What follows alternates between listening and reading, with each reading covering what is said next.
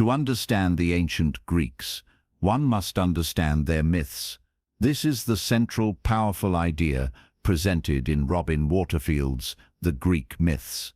It's a call to view mythology not as a collection of quaint and fanciful tales, but as the very lens through which an entire civilization perceived reality. These stories were not a separate, sacred category of belief, confined to temples or recited only on festival days. They were, as Waterfield asserts, inextricably interwoven with the entire fabric of their public and private lives. The myths were their shared cultural DNA, providing a framework for everything: their understanding of the cosmos, their relationship with the divine, their art and literature, their social structures, and their deepest feelings about what it meant to be human. This exploration will follow the grand arc of Greek mythology, as outlined in Waterfield's comprehensive work. We will journey from the chaotic birth of the universe to the establishment of the divine order, meet the powerful and all-too-human gods on Mount Olympus, and march alongside the great heroes whose sagas defined an age.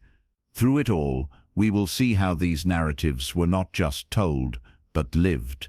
They were carved into the stone of temples, painted onto household pottery, and debated in the philosophical schools. They explained why the seasons changed, why a city was founded in a certain place, and why human life was so often a struggle between noble aspiration and tragic fate. This is the story of how myths built a world. Before there were gods or men, there was chaos. From this primordial void emerged the first elemental deities: Gaia, the earth; Tartarus, the underworld; and Eros, love or desire.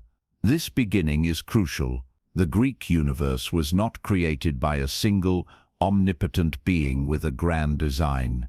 It emerged, it was born, and it was immediately filled with conflict and passion. Gaia gave birth to Argonauts, the sky, and their children were the first generation of gods, the monstrous Cyclopes and Hecatoncheires, and the more stately Titans. The story that follows is one of brutal succession.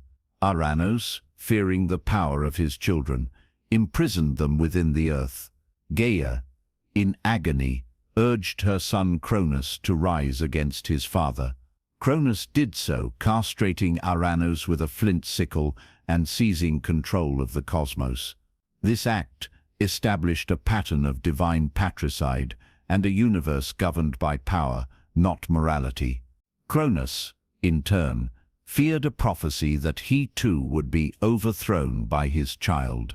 So, as his wife Rhea gave birth to the first Olympian gods, Hestia, Demeter, Hera, Hades, and Poseidon, he swallowed each of them whole.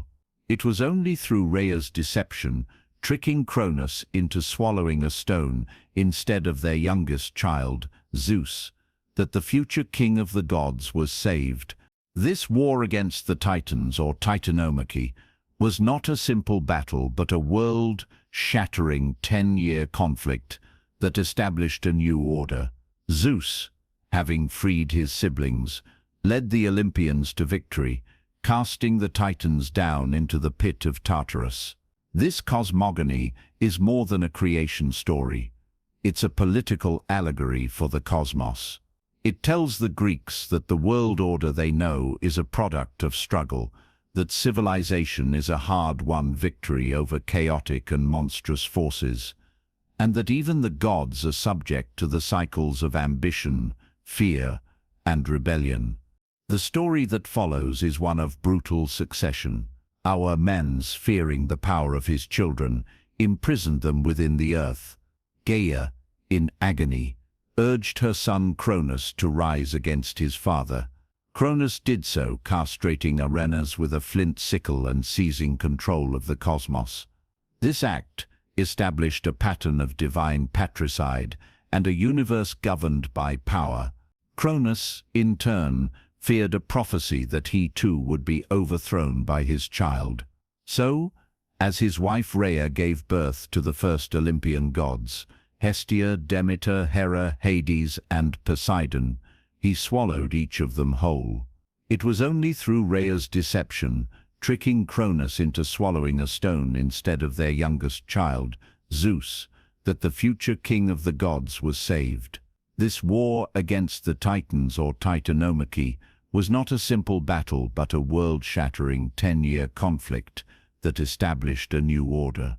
Zeus, having freed his siblings, led the Olympians to victory, casting the Titans down into the pit of Tartarus. This cosmogony is more than a creation story. It's a political allegory for the cosmos. It tells the Greeks that the world order they know is a product of struggle, that civilization is a hard-won victory over chaotic and monstrous forces, and that even the gods are subject to the cycles of ambition, fear, and rebellion. With the Titans defeated, the new generation of gods established their home on Mount Olympus, and it is here that mythology most directly enters the daily life of the Greeks. The 12 Olympians were not distant, abstract deities. They were powerful, immortal beings with domains that touched every aspect of human existence, and they were rife with human-like emotions and flaws. Zeus was the king, the god of sky and thunder, and the upholder of justice and order. The Senya, the sacred law of hospitality, was his domain. Yet he was also a serial philanderer, whose endless lusts and affairs caused constant strife. Hera, his sister and wife, was the goddess of marriage and childbirth, but she was defined by her jealousy and vengeful wrath against Zeus's lovers and their offspring. Apollo represented order, music, prophecy, and reason, while Dionysus, a later addition, embodied wine, ecstasy, and chaotic abandon. Athena, born fully formed from the head of Zeus, was the goddess of wisdom, strategic warfare, and crafts, the patron of Athens. Ares was the god of brutal, bloody conflict. Aphrodite, the goddess of love, beauty, and desire. Each god had a role, and the Greeks interacted with them on a practical, daily basis. A farmer would pray to Demeter for a good harvest. A sailor would sacrifice to Poseidon for a safe voyage. A soldier would offer a prayer to Ares or Athena before battle. A young lover would appeal to Aphrodite. These gods were not just objects of worship. They were explanations for the world's workings and active participants in it. Their stories, filled with arguments, affairs, and interventions in mortal lives, created a universe that was vibrant and personal, where the boundary between the divine and the human was thrillingly, and often dangerously, thin. If the gods represented the ultimate forces of the cosmos, the heroes were the figures who explored the full potential of humanity within that cosmos. The Age of Heroes is the heart of Greek mythology, a collection of sagas about extraordinary individuals, often of mixed divine and mortal parentage, whose deeds shaped the known world. These heroes founded cities, slew monsters, and established dynasties. Their stories provided the Greeks with a shared history and a set of powerful, if often flawed, role models. The great quests were foundational. The voyage of the Argonauts for the Golden Fleece was a story of adventure, teamwork, and the exploration of the known world's frightening edges. The tale of Perseus and the Gorgon was a classic monster-slaying myth, a triumph of cleverness and divine aid over petrifying terror. Theseus, the great hero of Athens, defeated the Minotaur in the labyrinth, a story that symbolized the victory of Athenian order over Cretan chaos. The myths of the great houses explored darker, more complex themes of fate and generational curses. The story of Thebes is dominated by Oedipus, the brilliant king who, through a tragic series of events foretold by prophecy, unknowingly kills his father and marries his mother. His story is a profound and terrifying exploration of fate, free will, and the limits of human knowledge. The saga of Mycenae and the house of Atreus is a blood-soaked tale of betrayal, murder, and cannibalism, culminating in the Trojan War. And then there was Heracles, the greatest of all Greek heroes. His story was a pan-Hellenic epic. Driven mad by Hera, he killed his own wife and children. As penance, he was assigned the famous 12 Labours, a series of seemingly impossible tasks that took him to the ends of the earth. He wrestled the Nemean lion, cleaned the Ogan stables, and even descended into the underworld to capture Cerberus. Heracles was the ultimate embodiment of strength and endurance, a figure who, through immense suffering, achieved the impossible and was ultimately rewarded by being made a god. His story told every Greek that while life was a struggle, immense suffering could lead to immortal glory. The Trojan War was the great, defining conflict of the mythical past, sparked by the abduction of Helen by the Trojan prince Paris.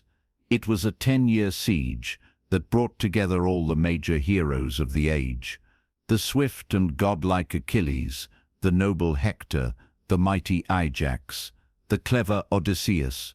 The story, most famously told in Homer's Iliad, is a deep meditation on the nature of glory, chaos, and the tragedy of war. It explores the devastating consequences of pride, as seen in Achilles' wrathful withdrawal from battle, and the brutal reality of conflict, as shown in the deaths of Patroclus and Hector. Throughout the war, the Olympian gods are active participants, choosing sides, protecting their favored heroes, and ensuring that fate runs its course. The war ends not with a simple victory, but with deceit and utter destruction. The famous wooden horse and the sack of Troy, a stark reminder of the cost of human conflict. If the Trojan War was about the glory of a collective struggle, the Odyssey is about the arduous personal journey of a single man trying to find his way home. Odysseus's 10-year return to Ithaca is a story of a different kind of heroism. It is a test not of strength in battle, but of cunning, resilience, and endurance.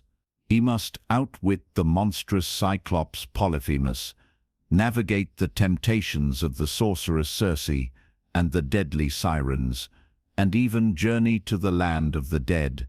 His story is an exploration of civilization versus savagery, of order versus chaos, and of the profound human longing for home and identity.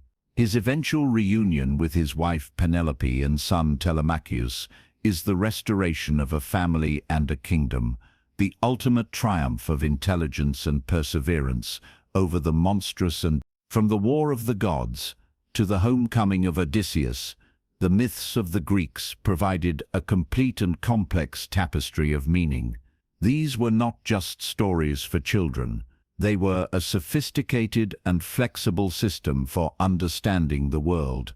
They offered explanations for natural phenomena, justifications for social and political structures, and deep, timeless explorations of the human condition. They were a shared cultural language that connected every Greek, from the philosopher in Athens to the farmer in a remote village. Robin Waterfield's work reminds us that to read these myths is to gain access to the Greek mind. It is to understand what they believed, what they feared, what they aspired to, and how they saw their place in a universe that was at once beautiful, terrifying, and divinely charged.